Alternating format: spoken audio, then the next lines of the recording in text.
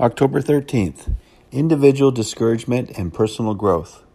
When Moses was grown, he went out to his brethren and looked at their burdens.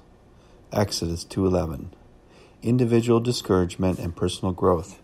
Moses saw the oppression of his people and felt certain that he was the one to deliver them. And in the righteous indignation of his own spirit, he started to right their wrongs.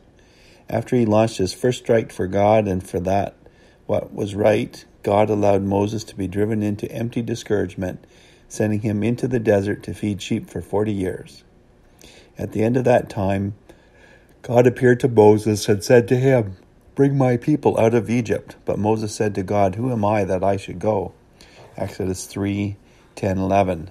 In the beginning, Moses had realized that he was the one to deliver the people, but he had to be trained and disciplined by God first.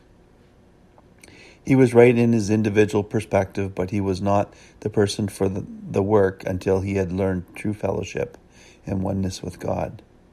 We may have the vision of God and a very clear understanding of what God wants, and yet when we start to do it, there comes to us something equivalent to Moses' 40 years in the wilderness.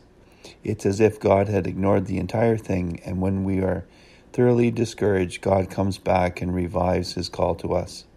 And then we begin to tremble and say, "Who am I that I should go?"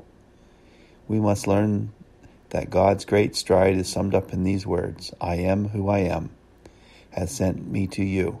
Exodus 3:14.